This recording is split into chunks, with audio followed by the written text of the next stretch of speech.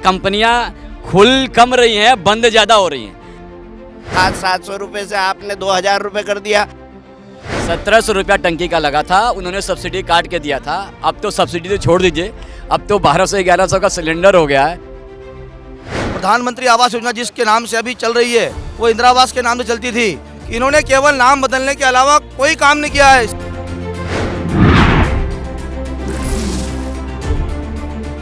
नमस्कार, मैं हूँ रुचि वर्मा। 10 सूत्र के अभियान क्या है एमपीसीजी का मूड में आज हम आ पहुंचे हैं कसरावद। कसरावद खरगोन जिले के अंतर्गत आने वाली विधानसभा सीट है। यादवों के दबदबे वाली इस सीट पर फिलहाल कांग्रेस की तगड़ी पकड़ है और कांग्रेस के सचिन यादव यहां से विधायक हैं। तो चलिए मिलते हैं कसरावद की जनता से और जानते हैं कि पिछले चुनाव में जो उनसे वादे किए गए थे, विकास के वो वादे पूरे हुए या नहीं, और अगर आज चुनाव करवाए जाएं तो वो सत्ता में किसे देखना पसंद करेंगे। आइए मिलते हैं कसरावद की जनता से। भगवान श्री राम के पुत्र कुश के नाम पर इस जगह का नाम कुशाव्रत था। इलाके के पास बहने वाली कसाड़ नदी को मिलाकर बाद में नाम पड़ा कसरा। खरगोन जिले की इस विधानसभा सीट का प्रदेश की राजनीति में सीधा दखल।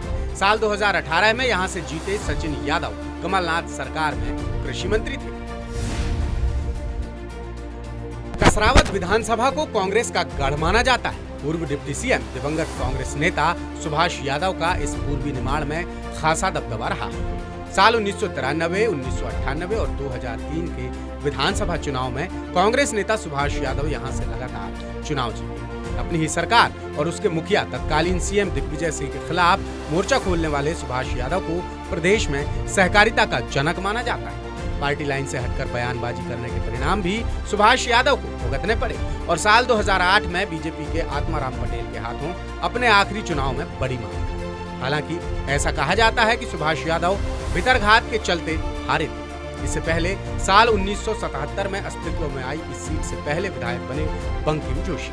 अब तक इस सीट पर 10 बार चुनाव हुए, जिसमें 7 बार कांग्रेस और 2 बार बीजेपी और 1 बार जनता पार्टी ने जीत दर्ज की। कसरावद में जहां कांग्रेस का एक तरफा राज है तो वहीं बीजेपी को यहां अंदरूनी कलह से जूझना पड़ रहा है। इस सीट से बीजेपी में कई दावेदार हैं। साल 2018 में यहां से कांग्रेस के दिग्गज नेता और अरुण यादव के छोटे भाई सचिन यादव ने जीत दर्ज की और कमलनाथ सरकार में कृषि मंत्री का पद संभाला। हाल ही में बड़े भाई अरुण यादव की कमलनाथ से खटपट होने की चर्चा और राहुल गांधी की यात्रा में यादव के कट्टर विरोधी और बुरहानपुर विधायक शेरा को प्रबंधन का मौका मिलने के बाद भी कसरावद में सचिन के आगे कोई संकट नहीं है। दरअसल कांग्रेस के पास कसरावद में सचिन के कद के बराबर कोई दूसरा चेहरा है ही नहीं। यहाँ से सचिन ही 2023 में कांग्रेस का संभावित चेहरा है। कसरावद में मूलभूत सुविधाओं का अभाव दिखता है। यहाँ सड़क, बिजली, पानी, शिक्षा, स्वास्थ्य, रोजगार, व्यापार और आम चीजों को लेकर जनता काफी परेशानियों का सामना करती है। यहाँ चेहरा और मुद्दे अक्सर जनता को सोचने पर मजबूर करते हैं। क्या हो गया? आँख में फूला हो गया, दिखता नहीं है एक आँख से। क्या इलाज करवाने आए थे? हाँ? इलाज हुआ यहाँ? नहीं, जांच हुई। उन्होंने बोला इंदौर जाओ, उसको साफ करवाओ, मोतियाबिंद पक गया है। यहाँ जो इस स्वास्थ्य केंद्र है, आपको लगता है इसमें सुविधाएं और बढ़ानी चाहिए? बढ़ानी तो चाहिए, क्या ये सारा सिस्टम ही होना चाहिए। काम तो बहुत टाइम से चल रहा है इसका, बंद है, अभी चालू नहीं हुआ। इससे पानी नहीं आता, पानी नहीं आता, बंद है। आप देख सकते हैं ये तीनों बच्चे उस औरत के हैं जिसकी यहाँ पे कसरावद के सरकारी अस्पताल में डिलीवरी के दौरान डॉक्टरों की लापरवाही की वजह से मौत हो गई थी। उसमें डिलीवरी में 10 बजे भर्ती करा था। मैडम ने बोला कि जांच करी तो हमने किया कि अच्छा हो जाएगा बच्चा, तो कहे कि हाँ अच्छा हो जाएगा। फिर बोले कि 10-11 बजे डिलीवरी इनकी हो जाएगी, 11-12 बजे हो जाएगी। फिर 12 बजे हम गए तो 12 बजे के बाद में कहती कि सो गई। फिर डबल बुलाने गए तो कहती कि अभी नहीं होगा, आप घुमाओ फिराओ, तुम डॉक्टर है कि हम डॉक्टर हैं। जनता की इन समस्याओं को लेकर जब हमने दोनों दलों के नेताओं से जवाब मांगे तो दोनों ही दलों के नेता एक दूसरे पर आरोप प्रत्यारोप लगाते नजर आए। 10 सूत्र आज मौजूद है कसरावद विधानसभा क्षेत्र में, कसरावद खरगोन जिले के अंतर्गत आता है। आप देख चुके हैं कि हमारे साथ चौपाल सज चुकी है। हमारे साथ हैं बीजेपी के कार्यकर्ता, साथ ही कांग्रेस के कार्यकर्ता और आम आदमी पार्टी के कार्यकर्ता।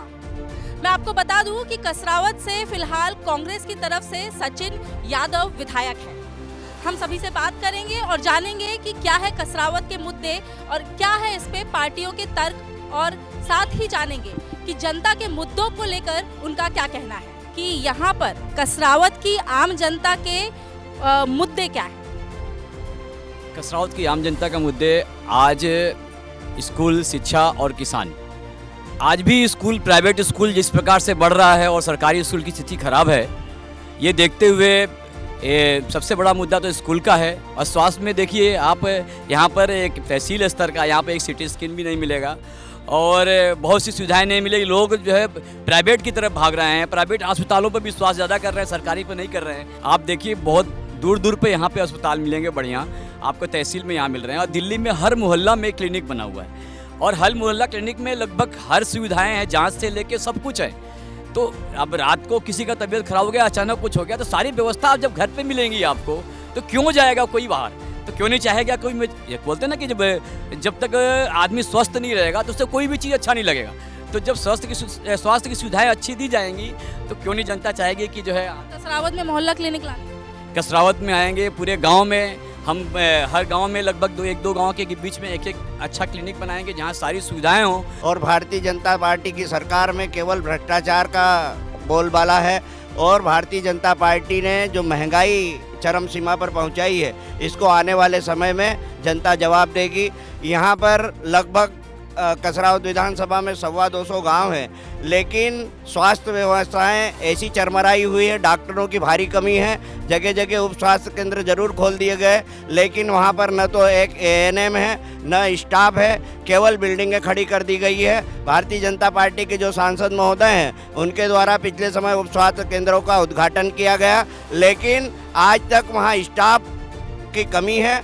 और कसरावद विधानसभा क्षेत्र एक बड़ा क्षेत्र है, यहाँ पर नहरें जो बनी भारतीय जनता पार्टी के समय, उनमें भारी भ्रष्टाचार हुआ। आज भी उन नहरों में करोड़ों अरबों रुपए शासन का खर्च हुआ, लेकिन उनमें आज तक पानी नहीं आया। किसान परेशान है, जनता परेशान है। जहाँ तक नहरों का सवाल है, तो मध्य प्रदेश के पिछले 18 साल के शासन में ही इस क्षेत्र में नहरों का जाल बिछा और किसान के हर खेत में पानी है। और आज किसानों की और गांव की यदि स्थिति देखें तो पूरा प्रत्येक किसान केवल खुशहाल नहीं है, बल्कि पूरी आधुनिकता से अपना जीवन जी रहा है। मेरे आम आदमी के भाई ने अभी एक स्वास्थ्य के संबंध में एक प्रश्न उठाया, तो उसके लिए बड़ी एक सुखद जानकारी बता दूं कि यहाँ पर डॉक्टरों के बारे में बताएं तो 7 मास्टर डिग्री डॉक्टर हैं, जिसमें से 3 महिला डॉक्टर अभी यहाँ पर हैं। और जो आज के 18 साल के पहले के शासन में 30 से 35 मरीजों की पर्ची फटती थी, आज दिन भर में कम से कम 400 से 500 मरीज अपना इलाज वहाँ पर मुफ्त में आयुष्मान कार्ड योजना के तहत, मुख्यमंत्री स्वास्थ्य योजना के तहत या फिर गरीब कल्याण स्वास्थ्य योजना के तहत 20,000 का मुफ्त इलाज ले रहे हैं। एक एमडी डॉक्टर का नाम, जिन्हें हमारे साथी लोग बैठे हैं, एक एमडी डॉक्टर का किसी का नाम बता दें जिनका यहाँ नियुक्ति है। आज तक कसरावद में एमडी डॉक्टर, इनकी 20 साल से सरकार है, एक भी एमडी डॉक्टर नहीं ला पाए। केवल झूठ बोलकर, हमेशा भारतीय जनता पार्टी के लोग हमेशा झूठ बोलते हैं, जोर से बोलते हैं और बार बार बोलते हैं। हमेशा सरकार भी झूठ बोलकर ही बनाई है। इनने पहले भी दावा किया था हम सुई से ट्रैक्टर तक का कर्जा माफ़ करेंगे। हमने जब कमलनाथ जी की 15 महीने सरकार रही, हमने 1 लाख रुपए का कर्जा माफ़ किया, 2 लाख रुपए के कर्जा माफ़ करने की तैयारी थी, लेकिन इन लोकतंत्र का गला घोटकर और भारतीय जनता पार्टी ने विधायकों की खरीद फरोख्त करके सरकार बना ली। और नहीं तो निश्चित तौर पर कसरावद विधानसभा ही नहीं, पूरे मध्य प्रदेश में 2 लाख रुपए का कर्जा हमारी कांग्रेस की सरकार किसानों का माफ़ करती, ताकि किसानों की और उनकी उन्नति हो सके। एमडी डॉक्टर का सवाल। एमडी डॉक्टर के लिए निश्चित तौर से हम प्रयासरत हैं। पिछले दिनों में ये सब प्रयास किए भी हैं और आने वाले दिनों में ये जल्दी से होगा। अभी हमारे विधायक जी ने विधानसभा में प्रश्न उठाया था 2 गांव कसरावद से लगाकर बेड़िया तक मार्ग का।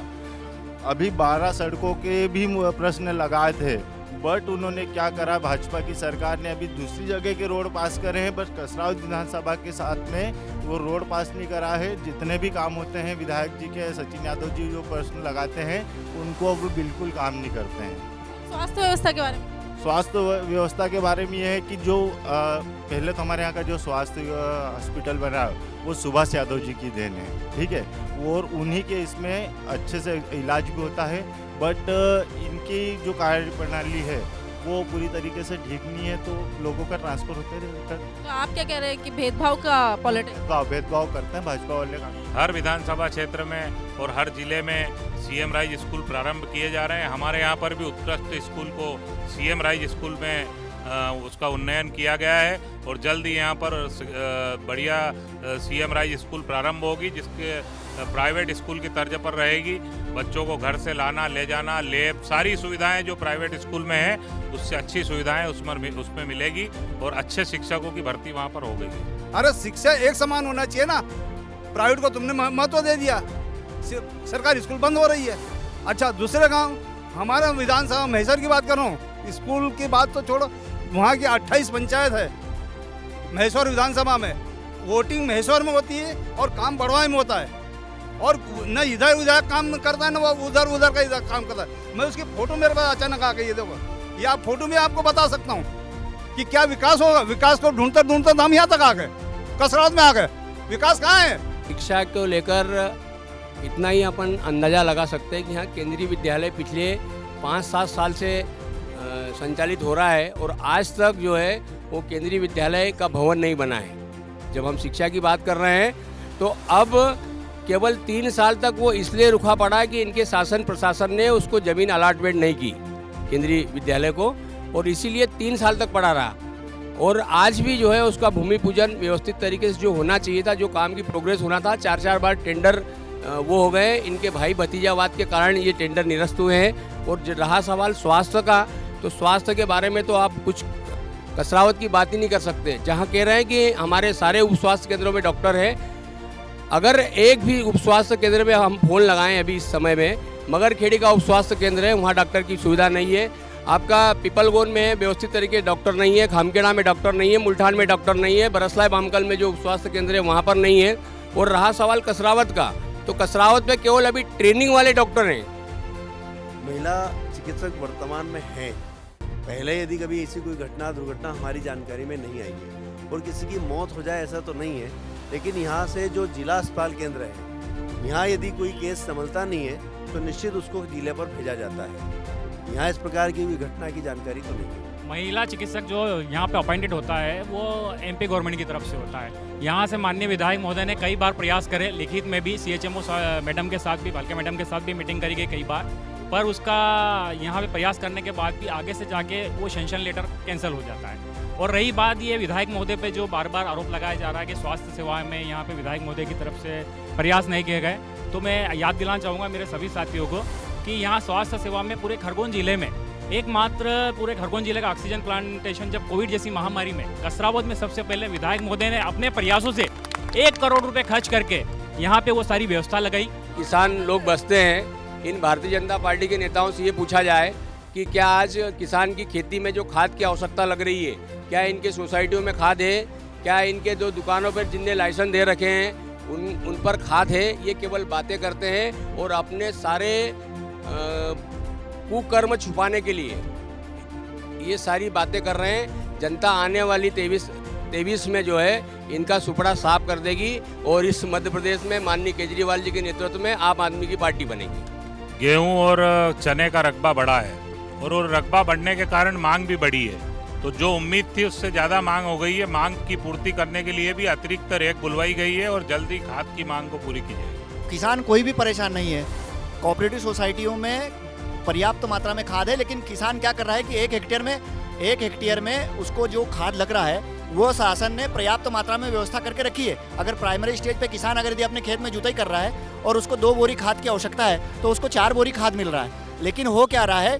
कि किसान बल्क में अपना खाद स्टोर करना चाहता है, कि उसको बार बार दौड़ना ना पड़े, तो वो बल्क में चाहता है और वही व्यवस्था शासन ने करके रखी। जब किसान को आवश्यकता हो तब वो खाद अपने सोसाइटी के गोदाम से या जो नॉफेड के गोदाम खुले हुए हैं वहाँ से ले जा रहे हैं। मेरे ग्राम में भी 2 सोसाइटी से भी खाद मिल रहा है पर्याप्त मात्रा में और गोदाम से भी। इनको बोलो कि 10 बोरी मदन पाटीदार जी को खाद दिलाई दो, एक बोरी 1.5 बोरी ऐसे दे रहे हैं, 1 बोरी 2 बोरी, बड़े किसान को 2 बोरी दे रहे, छोटे को 1 दे रहे और 1 घंटा लाइन में लगाते ही है। ये पूरी बीजेपी झूठ बोल रही है, पूरी झूठ बोल रही है बीजेपी। कि मेरे को 10 बोरी खाद दिला दो, मैं 30 बीघा का मालिक हूँ, 10 बोरी खाद दिला दो मेरे को।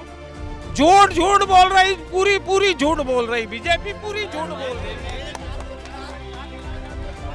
1 हेक्टेयर पे 2 बोरी डीएपी और 2 बोरी दो बोरी यूरिया प्रत्येक सोसाइटी से खाद मिल रहा है। अगर जो सीमांत जो लघु कृषक है, जो छोटे किसान है, उनको 4 बोरी और जो बड़े किसान 1 हेक्टेयर पे 4 बोरी खाद भारतीय जनता पार्टी सरकार दे रही है डंके की चोट। लेकिन इस तरह से आप देख रहे हो, सामने लिखा है नर्मदे हर।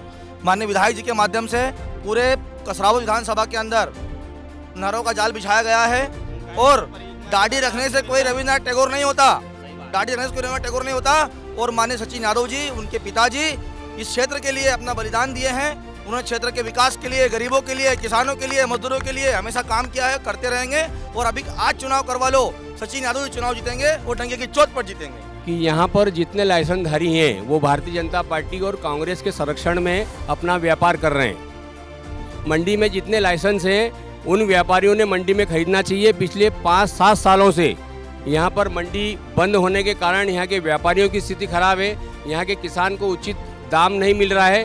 क्यों नहीं ये सीसीआई और सूत मिल और फेडरेशन से यहाँ कपास की खरीदी करा रहे हैं। जितने मेरा भारतीय जनता पार्टी के नेताओं से पूछना है, मेरा कांग्रेस के नेताओं से पूछना है, चूँकि यहाँ के विधायक माननीय सचिन जी यादव हैं, उनका भी फर्ज बनता है कि मेरे विधानसभा में अगर मंडी बंद है तो उसको चलाने का प्रयास किया जाए। ये केवल भारतीय जनता पार्टी के संरक्षण में व्यापारी हैं और व्यापारी अपना माल किसानों के यहाँ जाके खरीद रहे हैं। किसानों की मजबूरी है कि वो अपना माल घर से दे रहे हैं। मेरे कांग्रेस के साथियों के माध्यम से एक सवाल माननीय क्षेत्रीय विधायक सचिन यादव जी से पूछना चाहता हूँ कि वो एक भी डिबेट में उपस्थित नहीं हो पाए। क्या उनके अंदर इतना भी नैतिक साहस नहीं है कि पत्रकार साथियों का या जनता से सीधा उनके सवालों का जवाब दे पाए? एक बात।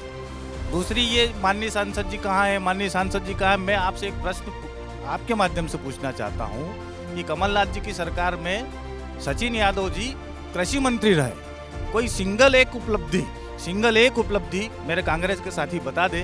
केवल और केवल झूठ का पुलिंदा, झूठ बोल करके वोट मांगना। अभी हमारे आम आदमी पार्टी के साथीगण बोल रहे थे दिल्ली में वो चला रहे हैं कुछ एक सगुफा वहाँ कोई चिकित्सा को लेकर के। मैं इनको बताना चाहता हूँ आपके चैनल के माध्यम से कि मध्य प्रदेश में भारतीय जनता पार्टी की सरकार के राज में निःशुल्क दवाई, निःशुल्क चिकित्सा, संबल हमला है, आयुष्मान हमला है, बंद इन्होंने करवाया है। और मंडी को बंद करवाने का श्रेय केवल भारतीय जनता पार्टी के लोगों को है। और मंडी बंद होने से हमारे कसरावद नगर का व्यापार बहुत प्रभावित हुआ।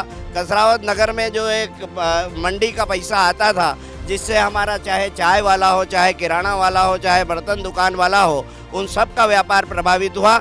आज भी भारतीय जनता पार्टी के लोग किसी प्रकार के कोई प्रयास करने के उसमें नहीं है। सरकार इनकी है। निश्चित तौर पर विधायक जरूर हमारे हैं। हमारे विधायक महोदय बार बार हर मुद्दे को उठाते हैं, उसके लिए हम ज्ञापन भी देते हैं, लेकिन भारतीय जनता पार्टी की सरकार के कान पर कोई जू नहीं रेंगती। निश्चित तौर पर एक बात और कहना चाहता हूँ कि हमारे विपक्ष के साथी बार बार कह रहे हैं इनकी सरकार बहुत बढ़िया है, इनकी सरकार बहुत 1 नंबर है। भारतीय जनता पार्टी की सरकार 1 नंबर है, शिवराज सिंह जी की सरकार 1 नंबर है, लेकिन वो 1 नंबर केवल महिलाओं पे, उनके साथ महिलाओं के साथ जो लगातार घटनाएं हो रही है उसमें 1 नंबर पर है, भ्रष्टाचार में 1 नंबर पर है। आप देखिए जो कसरावद से खलगाट तक का रोड बना है वो आज उखड़ कर पड़ा हुआ है। आज आपने देखा होगा कारम डैम, जो करोड़ों रुपए की योजना थी जिससे किसानों का फायदा होना था, वो कारम डैम फूट गया है, वो भ्रष्टाचार की भेंट चढ़ गया है। भ्रष्टाचार में 1 नंबर पर है। बलात्कार महिलाओं के साथ, हमारी बहन बेटियों के साथ बलात्कार में मध्य प्रदेश 1 नंबर पर है। यदि ये कह रहे हैं कि आज मध्य प्रदेश में भारतीय जनता पार्टी की सरकार के समय 1 नंबर पर है, तो हम लोग भी मानते हैं कि निश्चित तौर पर आज की सरकार 1 नंबर पर है। कांग्रेस की है, थी और रहेगी, लेकिन भारतीय जनता पार्टी के लोगों ने कांग्रेस पार्टी द्वारा संचालित सारी योजनाओं का नाम बदल करके केवल नाम बदलने का काम किया है। आधार कार्ड वाली योजना कांग्रेस पार्टी की योजना थी। आधार कार्ड सबसे पहले कांग्रेस पार्टी ने लागू किया था। प्रधानमंत्री आवास योजना जिसके नाम से अभी चल रही है वो इंदिरा आवास के नाम से चलती थी। इन्होंने केवल नाम बदलने के अलावा कोई काम नहीं किया है, सिर्फ नाम बदले हैं। योजनाएं कांग्रेस पार्टी की है, लेकिन एक भी योजना में पैसा नहीं है। सरकार दिवालिया हो चुकी है। मरने वालों को संबल योजना जो चला रखी है, जिसकी बड़ी बड़ी डींगे हाँक रहे हैं, 2-2 साल से उन मरने वाले लोगों को जो 2-2 लाख रुपए मिलना चाहिए, उनको आज तक 2-2 लाख रुपए नहीं मिले। जो मातृत्व योजना के अंतर्गत डिलीवरी होने वाली महिलाओं को, हमारी माता बहनों को जो पैसा मिलता है, उनको 2-2 साल तक पैसा नहीं मिलता। ऐसी यदि लोक लुभावन योजनाएं ढेर सारी यदि चला रखी है, तो ऐसी योजनाओं का कोई औचित्य नहीं है। जब से देश में और प्रदेश में भारतीय जनता पार्टी की सरकार है, तब से आम जनता के लिए विभिन्न प्रकार की योजनाएं भारतीय जनता पार्टी ही चला रही है। जब कांग्रेस की सरकार थी, तब कांग्रेस केवल और केवल भ्रष्टाचार का काम करती थी, इसके अलावा कुछ नहीं था। आज मोदी जी की सरकार है, डायरेक्ट डीबीटी के माध्यम से प्रत्येक हितग्राही के खाते में पैसा जाता है और भारतीय जनता पार्टी के राज में प्रत्येक व्यक्ति खुश है और खुशहाल है। इन्होंने कहा कि पैसा इनके हाथ में नहीं आ रहा है। निश्चित तौर पर आपको बहुत बहुत धन्यवाद, क्योंकि जब हमारी परिषद नहीं बनी, उसके पहले आप लोगों की परिषद थी, और उस परिषद में जो गरीबों के साथ लूट खसोट हुई, उसी का परिणाम रहा कि हमारी परिषद या बहुमत के साथ बनी। जो योजना आ रही है वो सरकार की है और सरकार का पूरा दायित्व है कि गांव गरीब मजदूर किसानों को मकान मुहैया कराना, अनाज मुहैया कराना, फ्री शिक्षा उपलब्ध करवाना और उसको उत्तम स्वास्थ्य करवाना। ये इंदिरा जी और गांधी परिवार की परिवारवाद रही है। कितनी महंगाई है बाबा? बहुत महंगाई मम्मी। सिलेंडर कैसा आ रहा है? सिलेंडर तो अपना पास बंद है। आदमी ने सिलेंडर बंद कर दिया सर। क्वार्टर का पूछो तो शराब पिया हुआ है, तो शराब का बताएगा, वो तो घर का चूल्हा नहीं जला पा रहा है। आज हमारी सरकार ने हर फसल का, किसान की फसल का रेट तय कर दिया है, एमएसपी तय कर दी है। आज उसके रेट भी बढ़े हैं। जरूर ये बोल रहे थे कि महंगाई बढ़ी है, तो महंगा किसान का माल हुआ है। आज 9-9, 10-10 हजार रुपए क्विंटल कपास बिक रहा है, 10,000 रुपए क्विंटल में चना बिक रहा है। 700 की बोरी हम 1700 में ले रहे हैं। डीएपी और पोटास 750 का पोटास भी आ रहा था, आज 1700 में वो भी आ रहा। सुपर 150 का आ रहा, 550 में ले रहे। ये निकम्मी सरकार कर क्या रही है? गैस सिलेंडर के दाम वही क्यों है? एक पहली बात तो कि पेट्रोलियम किसी देश के, हिंदुस्तान में तो पैदा होता नहीं, विदेश से ही खरीदना पड़ता है, इसलिए पेट्रोलियम के दाम अंतर्राष्ट्रीय व्यवस्था पर आधारित होते हैं। दूसरी बात, टैक्स लगा के तो मैं वही कह रहा हूँ, आप गैस सिलेंडर की बढ़ती कीमतों की बात कर रहे हैं, पर जो कंज्यूमर है उसके खाते में सब्सिडी आ रही है, उस पर बात नहीं करेंगे। पहले कांग्रेस के शासनकाल में वही सब्सिडी इनके दलालों के जेबों में जाती थी, वही सब्सिडी अब कंज्यूमर के खाते में डायरेक्ट उसके खाते में जमा हो रही है। इस बात पे ये मौन है। पूरे हिंदुस्तान में जहाँ जहाँ भारतीय जनता पार्टी की सरकार है, वहाँ पर पेट्रोल, डीजल, गैस टंकी के रेट कम है, लेकिन जहाँ पर कांग्रेस और अन्य दलों की सरकारें हैं, उनने ज्यादा टैक्स लगा रखा है और वहाँ पर पेट्रोल के भाव भी ज्यादा है। किसान की लागत भी, आपने खाद के भाव क्यों, उसके बारे में क्यों नहीं बात करते हो कि खाद 700 रुपये से आपने 2000 रुपये कर दिया। आज दवाई जो किसान, जो केमिकल, जो पेस्टिसाइड खेतों में छीट रहा है, वो 4 से 6,000 और 8,000 रुपये लीटर आ रही है। इनके दाम आसमान पे बढ़ गए। और एक सबसे बड़ी बात मैं कहना चाहता हूँ, ये कहते हैं कि इन्होंने किसानों के लिए बहुत कुछ किया है। आपको एक बहुत आश्चर्यजनक बात बताता हूँ कि पूरे मध्य प्रदेश में नहीं, पूरे हिंदुस्तान में सरकार के पास, जब हमारा भारत किसान कृषि प्रधान देश है और पूरे भारत में यदि ये एक बीज का नाम बता दे कि वो सरकार के पास प्रमाणित बीज है, किसान के लिए एक भी प्रमाणित बीज आज सरकार के पास उपलब्ध नहीं है। न तो कपास का बीज, न मिर्ची का बीज, न सोयाबीन का बीज, न गेहूं का बीज, न कोई चने का बीज। आज यदि हमारा देश यदि कृषि प्रधान देश है, तो सरकार इतने समय में एक प्रमाणित बीज यदि किसानों के लिए ले आती, जिस पर किसानों को भरोसा होता। सारे ट्रूथफुल और सारे जो है सारी प्राइवेट कंपनियां जिसमें किसान भ्रमित हो रहा है, सरकार के पास एक भी आज प्रमाणित बीज नहीं है। कृषि विभाग के माध्यम से प्रति हेक्टेयर जो उसका रेशो तय किया है वह किसानों को प्रमाणित बीज ही वितरित कर रही है और किसान अपने खेतों में प्रमाणित बीज ही बो रहा है। तो प्राइवेट कंपनियों से लेकर प्राइवेट कंपनियों से नहीं, जो मतलब कृषि अनुसंधान केंद्र है, जो कृषि अनुसंधान केंद्र से वहाँ पर रिसर्च होता है, वही बीज मार्केट में भी बिक रहा है और वही वाला बीज कृषि विभाग वितरित कर रही है किसानों को, प्रमाणित बीज ही दे रही है कृषि अनुसंधान केंद्रों में। आप शायद हो सकता है कि कांग्रेस के मित्रों को ये जानकारी नहीं हो, यहाँ पर हमारे यहाँ पर 2 कृषि अनुसंधान केंद्र है, एक सतराटी में कृषि अनुसंधान केंद्र है और एक खरगोन में कृषि अनुसंधान केंद्र है, और इंदौर में बहुत बड़ा रिसर्च सेंटर है एग्रीकल्चर का, एग्रीकल्चर कॉलेज भी वहीं पर है, और जबलपुर में यहाँ पर अच्छे एग्रीकल्चर के मास्टर और डॉक्टर लोग हैं। बोले रोजगार कहाँ है आज? युवा लोग, इंजीनियर लोग, डॉक्टर लोग आज रोड पे इस देश में, और ये बोलते हैं कि इस विधानसभा में रोजगार की बात। अरे रोजगार की बात केंद्र में जब हमारे अरुण यादव जी केंद्र के मंत्री थे तब उनकी देन थी ये पावर प्लांट, सेल्दा पावर प्लांट, और कसरावत में हर युवा को उन्होंने रोजगार दिया है। और हमारी सरकार जब मध्य प्रदेश में 15 महीने के लिए आई थी तो खुद मैंने 3 बच्चों को हमारे विधायक साहब ने हमारी कहने पर वहाँ पर रोजगार दिया है। ये हमारी बात हुई है विकास।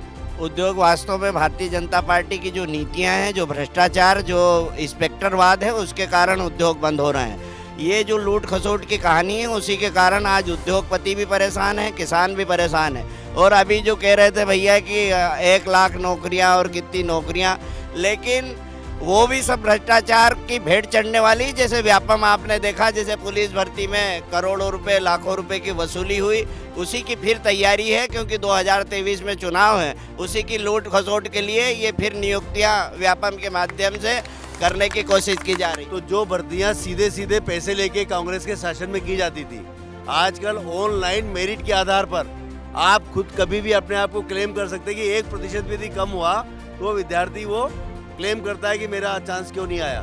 तो जो लाखों करोड़ों रुपए भ्रष्टाचार कर इन कांग्रेस के नेताओं की जेब में जाता था, उसको बंद करके ऑनलाइन नौकरियों का काम हो रहा है। और 1 लाख नौकरी नहीं, पिछले 20 सालों में पता नहीं कितने लाख नौकरियां के अवसर, उद्योग हो या शासन का तंत्र हो, उसमें मध्य प्रदेश के शासन ने और भारतीय जनता पार्टी की सरकार ने निर्मित किए हैं। क्या कारण है कि यहाँ से लगातार कांग्रेस जीत रही है विधायकी?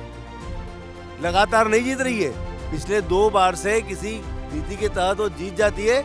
हमने यहाँ का जो सुभाष यादव, जिसको यहाँ का विकास पुरुष कह रही है, जिन्होंने इतनी नहरों के जाल बिछाने का ये दावा ठोक रहे हैं, उनको बुरी तरह से हराया है 2008 में। वो वास्तव में विकास पुरुष थे, उनने इस निमाड़ को बहुत सारी सौगातें दी है और इनने वो चुनाव भी 50,000 रुपए का कर्जा किसानों का माफ करने का झूठ बोलकर वो चुनाव जीते। उसके बाद से लगातार ये चुनाव जब मध्य प्रदेश में जीत रहे हैं तो यहाँ वो उसी झूठ का परिणाम है कि इनको जनता सबक सिखा रही है। हॉकी टीम जीत कर आई थी यहाँ पे, तो शिवराज सिंह ने बोला था प्रत्येक खिलाड़ी को 11-11 लाख रुपए दिए जाएंगे। मेरी जानकारी में यह नहीं है कि उनको 11-11 लाख रुपए की किसी तरह की घोषणा करी है। होती तो मुख्यमंत्री जी जरूर देते। मुख्यमंत्री जी ने जितनी घोषणा की, 11 लाख रुपए कोई बहुत बड़ी बात थोड़ी। मैं वहीं का निवासी हूँ जहाँ पर मुख्यमंत्री जी ने इस प्रकार की घोषणा की थी। और मेरे यहाँ माँ नर्मदा के किनारे नर्मदा से में बहुत बड़ा एक स्पॉट है, उसमें भी उन्होंने बहुत सारी घोषणाएं की थी। पर चूंकि मध्य प्रदेश के मुख्यमंत्री को घोषणावीर कहा जाता है, इसलिए किसी प्रकार की घोषणाएं वहाँ पर पूर्ण नहीं हुई। तो ये थी हमारी कसरावत की चौपाल। हमने बात की यहाँ के जनप्रतिनिधियों से, राजनीतिक पार्टियों से, साथ ही जाना कि यहाँ की आम जनता के क्या मुद्दे हैं। विकास के मुद्दे वही हैं, महंगाई, बेरोजगारी, और लेकिन कसरावत में एक बड़ा मुद्दा है यहाँ का व्यापार, जो कि किसानों की मंडी और जिनिंग व्हील बंद होने की वजह से हो रहा है। अगर सियासी समीकरण देखा जाए तो कांग्रेस यहाँ से लगातार 2 बार जीतती आई है और उनका आगे भी 2023 में ऐसा जीतेंगे उनका दावा है। लेकिन बीजेपी का कहना है कि इस बार वो कांग्रेस को हरा देगी और बहुमत के साथ आएगी। तो यहाँ पे इंटरेस्टिंग फैक्ट देखने को ये मिला कि आम आदमी पार्टी भी काफी एक्टिव दिख रही है। आम आदमी पार्टी का कहना है कि वो भाजपा और कांग्रेस दोनों को ही उखाड़ फेंकेगी। द सूत्र ने इलाके के प्रबुद्धजनों, वरिष्ठ पत्रकारों और आम जनता से बात की तो कुछ और गंभीर सवाल निकल आए सामने। पहला सवाल, इलाके में बंद पड़ी मंडियों को लेकर क्या कदम उठाए? दूसरा सवाल, बंद पड़ी जीनिंग फैक्ट्रियों को लेकर आपने क्या किया? तीसरा सवाल, इलाके में स्वास्थ्य सेवाओं के हाल बेहाल है, इसके लिए आपने क्या कोशिशें की? चौथा सवाल, 4 साल में आपके इलाके में मूलभूत सुविधाओं के लिए कितनी राशि खर्च हुई? और 5वां सवाल, सड़क, बिजली, पानी सहित जनता को अन्य सुविधाएं निर्बाध रूप से देने के लिए आपने क्या प्रयास किए? जनता के इन सवालों के जवाब में विधायक क्या कुछ बोले, आइए आपको सुनाते हैं। अगले 1 साल के लिए आपके विधानसभा क्षेत्र को लेके क्या रणनीति रहने वाली? देखिए, ये कसाव विधानसभा क्षेत्र जो है, यहाँ हमारे लोगों से राजनीतिक रिश्ते नहीं है, हमारे पारिवारिक रिश्ते हैं। और ये रिश्ते लगभग 40 साल पुराने संबंध हैं हमारे। स्वर्गीय पिताजी के ज़माने से जो है एक घरेलू और एक पारिवारिक संबंध यहाँ के लोगों से हमेशा रहा है। और हमेशा हमारी कोशिश जो है यहाँ के लोगों का जीवन स्तर कैसे सुधरे यहाँ, क्योंकि हमारा ये जो क्षेत्र है ये पूरा कृषि प्रधान है। और इसलिए हमारी जो प्राथमिकता हमारे यहाँ के किसान जो हैं, यहाँ के जो खेतीहर मजदूर हैं, यहाँ के जो नौजवान हैं, हमारी माताएं बहनें हैं, और कुल मिलाकर के पूरा विधानसभा क्षेत्र का सर्वांगीण विकास कैसे हो, ये हमेशा हमें सोच और हमेशा हमारा प्रयास रहा है। हम लोग कभी भी चुनाव को लेकर के जो है हम लोग राजनीति नहीं करते हैं। हम लोग 24 घंटे हम लोग लोगों की सेवा करने का काम करते हैं, 24 घंटे लोगों के लिए उपलब्ध रहते हैं। और किसी भी प्रकार का उनका काम हो, चाहे वो सार्वजनिक काम हो, चाहे उनके व्यक्तिगत काम हो, उनके परिवार से जुड़े हुए किसी का काम हो, हम हमेशा जो है, हम और हमारे जो पूरे जो साथी हैं, हमेशा हमारे लोगों के लिए हमेशा खड़ा रहते हैं। यहाँ पे मंडी बंद है, मंडी से यहाँ के किसानों को असर पड़ रहा है, व्यापार को असर पड़ रहा है, उसको आप कैसे देखेंगे आगे? देखिए, निश्चित रूप से ये हमारे इस विधानसभा क्षेत्र का दुर्भाग्य रहा है। पिछले 15 साल और अभी और 2 साल हो गए हैं यहाँ पर भारतीय जनता पार्टी की सरकार रही, और इन सरकारों के दौरान हमारी जो कसरावद कृषि मंडी है, उस कृषि मंडी के विकास की तरफ किसी प्रकार का ध्यान नहीं दिया गया है। जब मैं कृषि मंत्री रहा तो हमने तमाम तरह के हमने प्रयास किए, और हमारे प्रयासों का नतीजा था कि हमने हमारे उस 1.5 साल के कार्यकाल में रिकॉर्ड खरीदी जो है हमारे कसरावद की कृषि उपज मंडी में हुई। और उसका परिणाम ये रहा कि हमारा जो कसरावद का स्थानीय व्यापार है, उस व्यापार में एक बड़ी जो है वृद्धि हमको दिखाई देने को मिली।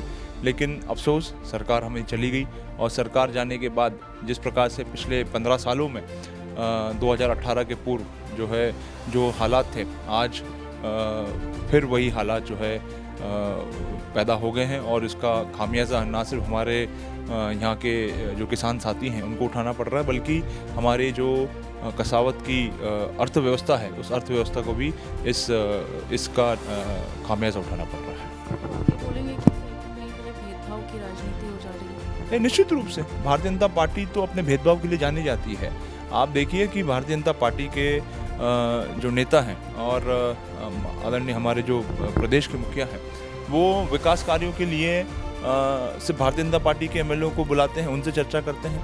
आज तक हमारे क्षेत्रों के तमाम जो विकास कार्य हैं वो विकास कार्य अवरुद्ध हुए हैं। और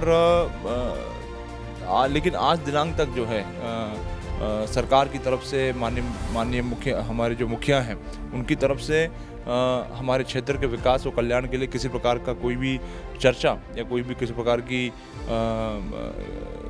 बात जो है हमारे लोगों के साथ, कांग्रेस पार्टी के लोगों की से नहीं की गई, उनके विधायकों से नहीं की गई।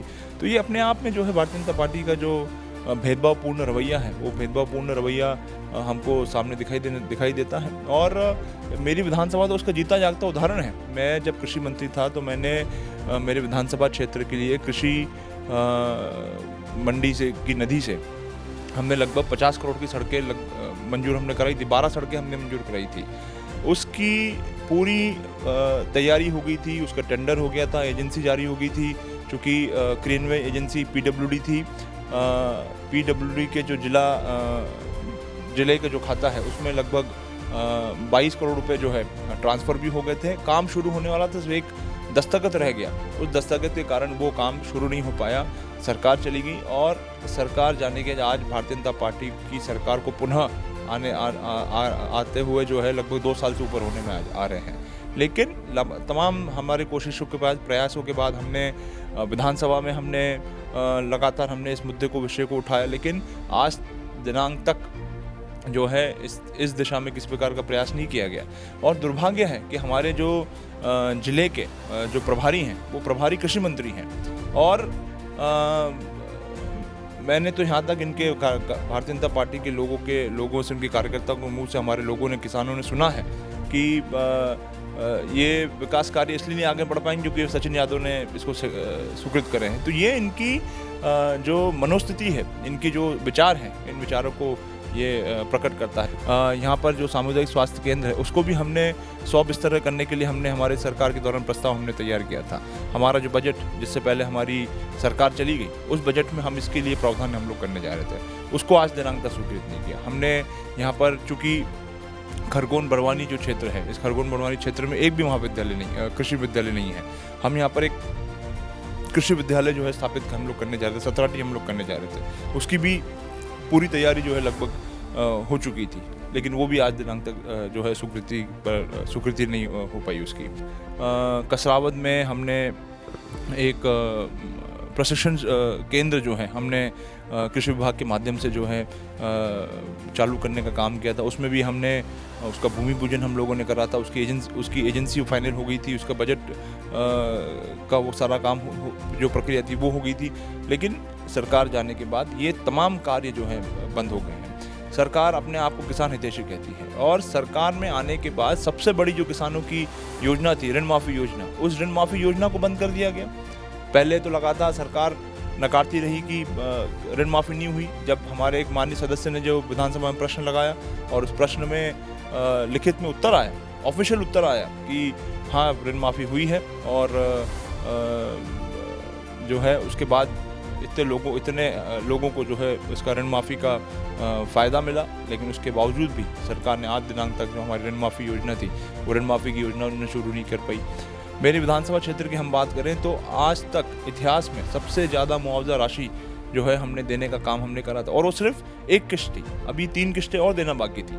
लेकिन सरकार जाने के बाद आज दिनांक तक हमारे जो किसान हैं वो उन 3 किश्तों के लिए अभी तक इंतज़ार कर रहा है। जो परेशानी यहाँ पर देखने को मिली वो यही थी कि यहाँ के जो सरकारी स्वास्थ्य केंद्र है कसरावद में, वहाँ पे महिला डॉक्टरों की कमी है, जिससे महिला जो पेशेंट्स आती हैं वो कुछ मौतें भी हुई हैं उसी चक्कर में। इस विधानसभा क्षेत्र के लोगों को स्वास्थ्य सुविधाएं उनको उपलब्ध हो सके, उनके लिए अच्छी से अच्छी सुविधाएं जो है कसरावद में हम लोग स्थापित करने का काम हम लोग कर सकें। उसी कड़ी में हमने बोरहावा और मकरखेड़ी में हमने प्राथमिक स्वास्थ्य केंद्र हमने मेरे कार्यकाल में हमने स्थापित करने का काम किया। लेकिन दुर्भाग्य है कि 15 साल की भारतीय जनता पार्टी की सरकार रही, अभी 2-2.5 साल अभी इनकी सरकार को होने में जा रहे हैं।